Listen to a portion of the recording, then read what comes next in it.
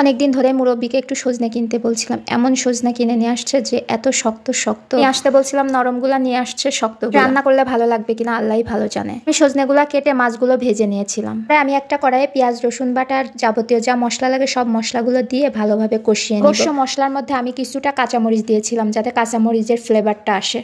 মশলাটা ভালোভাবে কষিয়ে এর মধ্যে আমি আলু আর সজনাগুলো দিয়ে দিলাম। সজনাগুলো যদি একটু নরম হতো তরকারিটা অনেক অনেক বেশি মজা হতো। এটা রান্না করতে আমার মনটাই চাচ্ছিল না, আর আমি মুরব্বির সাথে অনেক রাগারাগি করেছিলাম এই শক্ত সজনে কিনে আনার জন্য। মুরব্বি বললো আমি তো বুঝতে পারিনি, যাই হোক তুমি এইভাবে রান্না করে দেখবা, খেতে অনেক মজা হবে। এই কথা সেই কাজ মনে কষ্ট নিয়ে রান্না করা শুরু করলাম। এর মধ্যে সজনেগুলো ভালোভাবে কষিয়ে একটু পরিমাণ মতো পানি দিয়ে দিব। সজনের পাতলা ঝোলটা সবাই খেতে বেশ পছন্দ করে, আর আমাদেরও বেশ ভালোই লাগে খেতে।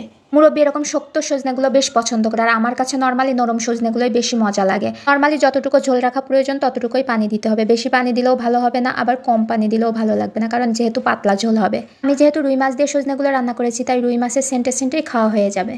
আর মুরব্বি বলেছে সব সজনেগুলো তাকে দিতে হবে, আর সে সবগুলো সজনেই খাবে। কারণ আমি অনেক রাগ করেছি এই শক্ত সজনে নিয়ে আসার কারণে। এই জন্য কোনো জিনিস রান্না করলে দেখতে একটু অসুন্দর হলেও খেতে কিন্তু ভালোই লাগে। এটা দেখা সৌন্দর্য আছে, সেটা মনের মধ্যে যখন হয় তখন কেমন কেমন যেন লাগে, মনে হয় যে ভালো হবে না ভালো হবে। আমি তরকারির মধ্যে মাছগুলোও দিয়ে দিয়েছি, আর আমি যেহেতু পাতলা ঝোল রাখবো তাই এভাবেই রেখে দিব।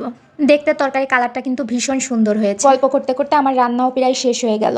সবাই ভালো থাকবেন, আল্লাহ হাফেজ।